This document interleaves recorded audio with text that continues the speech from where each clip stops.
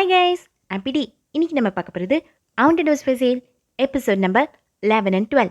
Episode ஸ்டார்ட்ல யாரோ ஒரு ஆளு ரூமை எக்ஸ்ப்ளோர் பண்ணிட்டு இருப்பான். அங்க நிறைய பதப்படுத்தப்பட்ட பாட்டில்ஸ்லாம் இருக்கும். அதுல ஒரு பாட்டில ஒரு குழந்தை இருக்கும். இவனும் அதை உத்து பார்க்க டக்குன்னு அந்த பேபி நகரும். ஐயோ எங்க பேய் இருக்குன்னு அவனும் ஓட இது குழந்தை அழகு சத்தம் கேட்கும். இப்போ ஹீரோ வீட்டுக்கு ஒரு கெஸ்ட் வருவாங்க. அந்த தலை மட்டும் இருக்கும் பொண்ணு பேய் ஹெல்ப் மீன்னு வாய் அசைச்சு காட்டுவா. இது ஹீரோக்கு வந்து கனவு. எப்படி இந்த பொண்ணு கனவுக்குள்ள வந்துச்சுன்னு ஹீரோக்கு சந்தேகமா தான் இருக்கும்.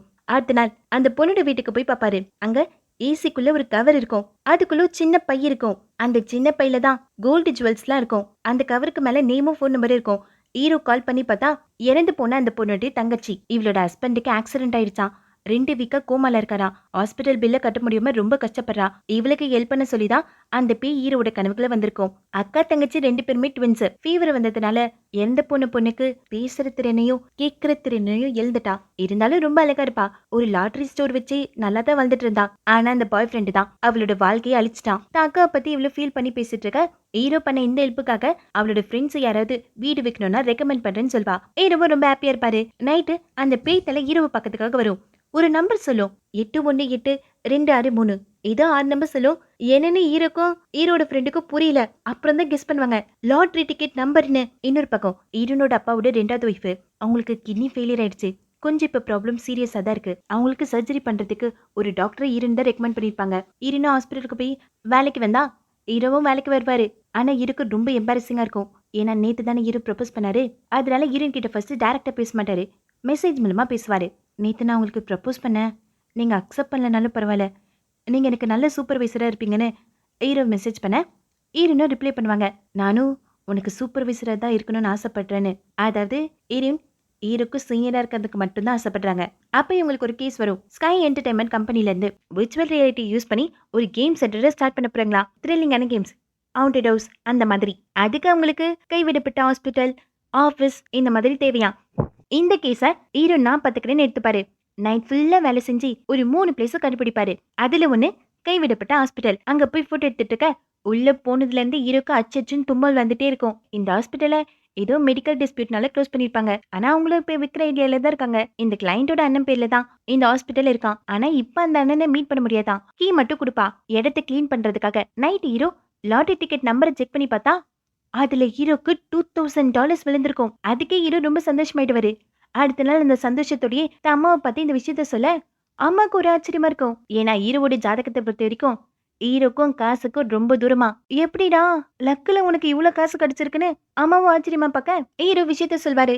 இந்த மாதிரி ஒரு பேய் கேள் பண்ண அந்த பேய் தான் இந்த லாட்டரி நம்பர் சொல்லிச்சுன்னு ஹீரோ ரொம்ப சந்தோஷமா இருக்கிறதுனால அம்மாவுடைய வேலையிலும் ஹெல்ப் பண்ணுவாரு. அம்மாவும் உனக்கு என்னடா ஆச்சுன்னு கேட்க வேற என்ன, ஹீரோக்கு சந்தோஷம்தான். தன்னோட சூப்பர் பவர்ஸ்னால யாரும் ஹீரோ கூட ஒட்ட மாட்டாங்க. ஆனா இப்போ ஹீரோவோட சூப்பர் பவர்ஸை ஒருத்தங்க யூஸ் பண்றாங்க. அதுக்காக திருப்பி பே பண்றாங்க. தானும் லைஃப்ல ஏதோ ஒன்று யூஸ்ஃபுல்லா செய்யணும்னு ஹீரோக்கு ரொம்ப சந்தோஷம். அதுக்கப்புறம் அம்மாவோட கிளாஸ்ல ஈக்குட்டோருக்கு ஸ்டூடெண்ட்ஸை கூட்டிட்டு போய் அங்க இருக்கிற மரம் செடி கொடி இதெல்லாம் எக்ஸ்பிளைன் பண்ணிட்டு இருப்பாரு. இன்னைக்கு ஃபுல்லாவே ஹீரோ ஹாப்பி மூட்லயே சுத்திட்டு இருப்பாரு. ஆனா நைட்டு தான் ஹீரோ ஒரு விஷயத்த கண்டுபிடிப்பாரு. பில்லி லாட்டரியில அந்த பேய் சொன்ன நம்பருக்கு 400 மில்லியன் விழுந்திருக்கும். ஹீரோ வாங்கினது தாய்வான் லாட்டரி. அதுல $2000 தான் விழுந்திருக்கும். பேய் ஃப்ரெண்டும் அட பாவி 400 மில்லியனை $2000 மாத்தி வச்சிருக்கேடா. ஹீரோக்கு ரொம்ப கஷ்டமா போயிடும். அவ்வளவுதான் காசு போச்சு. ஆனா அம்மா சொன்னது கரெக்ட் ஆயிடுச்சு. ஹீரோக்கும் காசுக்கும் ரொம்ப தூரம். அடுத்த நாள் கம்பெனில இருந்து ஒரு கிளீனிங் டீம் அனுப்புவாங்க அந்த ஹாஸ்பிட்டலை கிளீன் பண்றதுக்காக. ஒரு கிளீனரும் பேஸ்மெண்ட்ல போய் கிளீன் பண்ணிட்டு இருக்க. அப்பதான் பாட்டில் இருந்த குழந்தைய பார்த்து அதை அசையறத பார்த்து பேயின்னு அலறி அடிச்சுட்டு ஓடி வந்திருப்பாரு.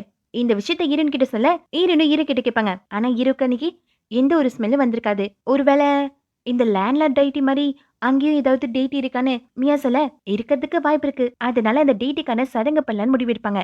இதை பத்தி ஹீரோயின் பேசிட்டு இருக்கும்போது அந்த ரெஸ்டாரண்ட் ஓனர் வந்து அந்த ஹாஸ்பிட்டல் பத்தி சொல்வாரு. அந்த ஹாஸ்பிட்டல்ல நிறைய பேபிஸ் பிறந்திருக்கும். ஆனா அந்த ஹாஸ்பிட்டல் ஓனர் ஏதோ தப்பு பண்ணிருக்கான். நிறைய காசை சம்பாதிச்சிருக்கான். ஒரு பிரீஸ்ட வச்சு குழந்தை பேய வளர்த்ததாகவும் ஒரு ரூமஸ் இருக்கு. அந்த பில்டிங்க்கு யாராவது நைட்ல போனா ஒரு குழந்தை அலற சத்தம் கேக்குமா. அதுக்கப்புறம் ஹீரோயின் 2 பேரும் போயிட்டு அந்த சடங்கு பண்ணுவாங்க. டேட்டிக்கான சடங்கு. ஹீரோ மாஸ்க் போட்டிருப்பாரு. ஆனாலும் அச்சச்சன் தும்பிட்டு இருக்கிறதுனால ஹீரோயின் தன்னோட மாஸ்கையும் கொடுப்பாங்க.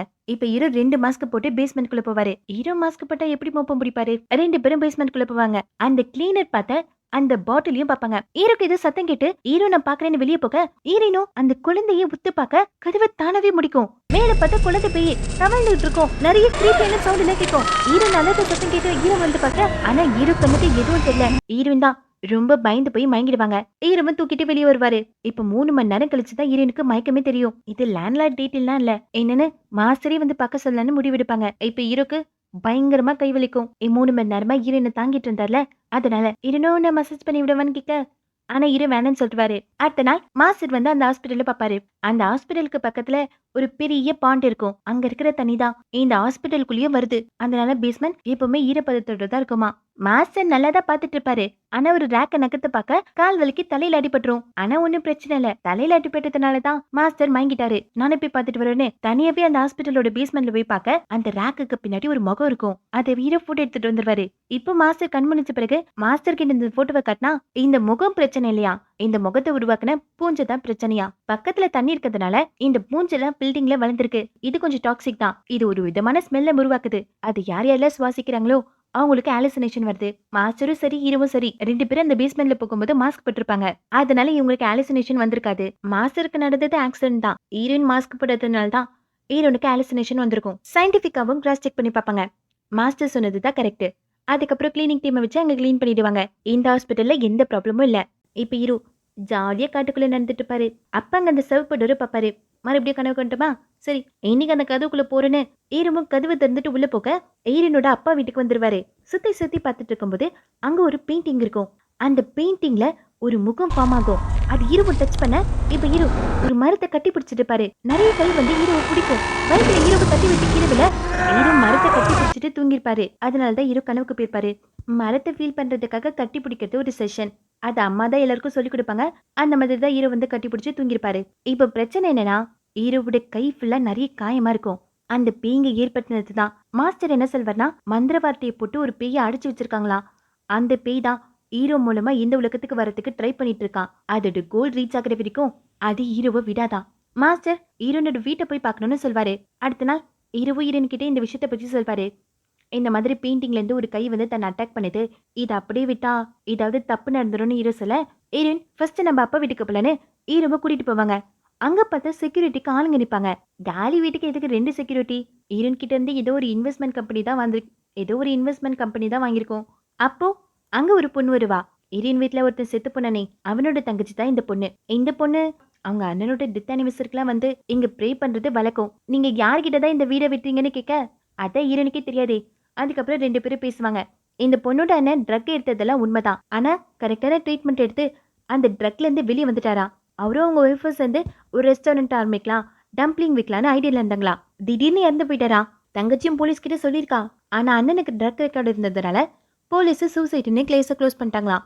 இப்போ ஹீரோனோட அப்பாவை பார்த்தா மட்டும்தான் தான் அண்ணனோட நேமை கிளியர் பண்ண முடியும்னு ஹீரோன் அப்பாவை பத்தி விசாரிப்பா. ஹீரோனு தான் அப்பா ஹீரோப்ல இருக்காரு.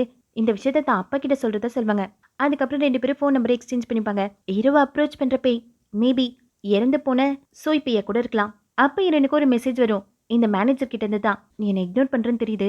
ஆனா இப்போ கொஞ்சம் இம்பார்ட்டன்டான விஷயம் பேசணும். ஆஃபீஸ்க்கு வான மெசேஜ் பண்ணுவான். ஹீரோயின் எடுத்த இந்த ப்ராஜெக்ட் சக்சஸ் ஆயிடுச்சு. இப்போ இவங்க கம்பெனில லக்ஸுரி ஹவுஸ் டீமை கிரியேட் பண்றாங்களாம். அதுக்கு மேனேஜர் ஹீரோயினை ரெக்கமெண்ட் பண்ணிருக்கானா. ஹீரோயின் எந்த டீம்ல ஜாயின் பண்ணணும்னு ஆசைப்பட்டாங்களோ அதே டீம். ஆனா இப்போ ஹீரோயின் வேணான்னு சொல்லிருப்பாங்க. ஏன்னா ஸ்டிக்மடைஸ் ஹவுஸ் சரி அதுவும் ஒரு வீடு தான். அங்க இருக்கிற பேயில பயங்கரமா இருக்கிறதே பீப்புள்ஸோட அப்சஷன் தான். இப்ப ஹீரோனும் அவங்க வீட்டுக்கு முன்னாடி இருந்த செக்யூரிட்டி பத்தி விசாரிக்க அதை பத்தி மேனேஜருக்கு எந்த ஐடியாவும் இல்ல. சரின்னு சொல்லி ஹீரோயின் போக அப்ப மேனேஜர் தடுத்து இந்த ஆஃபரை பத்தி யோசிக்க சொல்வான். இப்பதான் ஹீரோயின் கண்ணுக்கு கரெக்டா அந்த மேனேஜர் பேய் மாதிரி தெரியுறான். ஹீரோனோட அப்சஷன் இந்த மேனேஜர் தான். ஹீரோயின் தன்னோட அப்சஷனை விட்டுட்டாங்க. அதாவது இந்த மேனேஜரை விட்டுட்டாங்க. வீட்டுக்கு போய் தன்னோட அப்பாவுக்கு மெசேஜ் பண்ணுவாங்க. நடந்த விஷயத்தெல்லாம் சொல்லுவாங்க.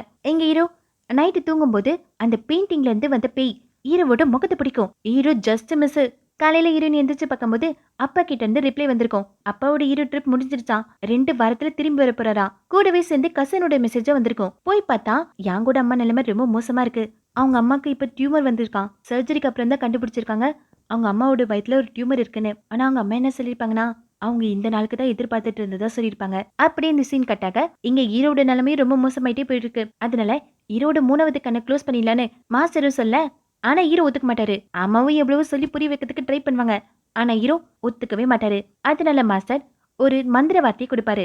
இது மூலமா ஹீரோக்கு கெட்ட கனவு வராது. ஆனா இது டெம்பரவரி தான். அந்த பேய் ஹீரோ மூலமா இந்த உலகத்துக்கு வரதுக்கு ட்ரை பண்ணிட்டே தான் இருக்கும். அடுத்த நாள் ஹீரோவோட முகத்தை பார்த்த உடனே கண்டுபிடிச்சிருவாங்க ஹீரோக்கு பிரச்சனைன்னு. ஆனா ஹீரோ ஒன்னும் பிரச்சனை இல்ல, மாஸ்டர் மந்திரவாதி கொடுத்தாரு, இதுக்கு மேல எனக்கு கெட்ட கனவு வர்றதுன்னு சொல்வாரு. இப்படி விட முடியாதுன்னு அந்த ஓனரை கான்டாக்ட் பண்ணலன்னு பார்த்தா அவன் ஊர்லயே இல்லையா, எங்கேயோ போயிட்டானா. திரும்பி வர்றதுக்கு நிறைய நாள் ஆகுமா. வேற வழியே இல்ல, இவங்க வெயிட் பண்ணி தான் ஆகணும். அதுக்கப்புறமா ஹீரோயின் தன்னோட ஆன்ட்டியை போய் மீட் பண்ணுவாங்க, யாங்கோட அம்மாவை. அவங்க ஹீரோயினை பார்த்த உடனே நீ உன் அப்பா மாதிரியே இருக்கமா, ரொம்ப கைண்டா இருக்க, அப்படி இப்படின்னு நிறைய சொல்லுவாங்க. இவங்களும் தன்னோட ஹஸ்பண்டை மிஸ் பண்றாங்களாம். கொஞ்ச நேரம் கழிச்சு யாங்க எங்கேயோ வெளியே போயிடுவான். அப்ப யாங்கோடமா டாய்லெட் போயிடுவாங்க. அதை கிளீன் பண்றதுக்காக நர்ஸை கூப்பிட்டா நர்ஸ் இல்ல. ஹீரோயின் நானே கிளீன் பண்றேன்னு சொன்னா அவங்க வேணான்னு கத்துவாங்க. வேற வழி இல்ல, யாரும் இல்ல, அதனால ஹீரோயின் தான் கிளீன் பண்ணுவாங்க. இது யாங்கோட அம்மாக்கு ரொம்ப கஷ்டமா இருக்கும். நீ என்ன தொடாத, எனக்கு இது தீவு தான், நான் நிறைய தப்பு பண்ணிட்டேன்னு அழ ஆரம்பிச்சிருவாங்க. இதெல்லாம் யாரோ ஒரு மாஸ்க் போட்டவன் வெளிய இருந்து பாத்துட்டு இருப்பான். நைட்டு இந்த ஆன்ட்டியை மீட் பண்றதுக்காக ஒருத்தர் வருவான். கேரளோட அப்பா தான். இவங்க 2 பேரும் சேர்ந்து ஏதோ ஒரு தப்பு பண்ணிருக்காங்க. இப்ப ஆன்ட்டி இதை வெளியே சொல்றதுக்கு தயாராயிட்டாங்க. ஏன்னா அவங்களுக்கு ரொம்ப கில்ட்டியா இருக்கும். கேரளோட அப்பாவும் வெளியே வர அதை பார்த்த கசின தன் அம்மா கிட்ட யாருன்னு கேட்பான். ஆனா அவங்க தப்பான ரூமுக்கு வந்துட்டாங்கப்பா, நாளைக்கு நான் ஹீரோயினை கண்டிப்பா மீட் பண்ணோம், கால் பண்ணி வர சொல்லு, சேஃப்ல அப்பாவோட டாக்குமெண்ட் இருக்கும், அதை எடுத்துட்டு வான்னு சொல்லுவாங்க. அவனும் எடுத்துட்டு வந்துருவான். நாளைக்கு ஹீரோயின் கிட்ட உண்மையை சொல்லணும்னு அவங்க முடிவெடுத்துருவாங்க. ஆனா அந்த டைம வில்லன் தரமாட்டான். நைட்டே யாங்கோட அம்மாவை கொன்றுவான். அங்க இருந்த ஹேண்ட் பேக்கு, டாக்குமெண்ட், இதை எல்லாத்தையும் எடுத்துட்டு போயிடுவான். காலையில யாங்கோ எந்திரிச்சு பார்த்தா அம்மா இறந்திருப்பாங்க. கொஞ்ச நேரம் கழிச்சுதான் கசினே கண்டுபிடிப்பான் அம்மாவோட ஹேண்ட் பேக்கு, டாக்குமெண்ட் மிஸ் ஆகுதுன்னு. இன்னொரு பக்கம் இந்த சூயோட தங்கச்சி அண்ணனோட நிச்சயக்கு போனா அங்க இருக்கிற அண்ணனோட பொருள்லாம் கீழே விழுமா. இரவும் போய் செக் பண்ணி பாப்பாரு. இன்னைக்கு நைட்டு நான் அந்த மந்திர வார்த்தையை எடுக்கிறேன், ஏதாவது என்கிட்ட சொல்லணும்னா இன்னைக்கு நைட்டு சொல்லுங்கன்னு ஹீரோ சொல்லிட்டு நைட்டு ரெடி ஆவாரு. அந்த மந்திர வார்த்தையை தூக்கி போட்டுருவாரு. தன் கனவு மூலமா அந்த பெயிண்டிங் கிட்ட போவாரு. உனக்கு என்ன வேணும் சொல்லுன்னு ஹீரோ அந்த பெயிண்டிங்கை டச் பண்ண அது அப்படியே ஹீரோ இழுத்துக்கும். இப்ப ஹீரோ வேற ஒரு இடத்துல இருப்பாரு. அங்க யாரும் நின்னுட்டு இருப்பாங்க. ஹீரோவும் சூயின் கூப்பிட்டு பார்த்தா அது திரும்பாது. டக்குனு திருப்பி ஹீரோ கிட்ட ஓடி வந்து ஹீரோவை பிடிச்சிரும். ஹீரோ அலற சத்தத்தோட இப்ப ரியாலிட்டியில ஹீரோவை அந்த பேய் பொசஸ் பண்ணிடும். அதோட இந்த எபிசோட் முடியுது. சப்ஸ்கிரைப் பண்ணாம சேனலை சப்ஸ்கிரைப் பண்ணி வச்சுக்கோங்க. Bye bye. Have a nice day.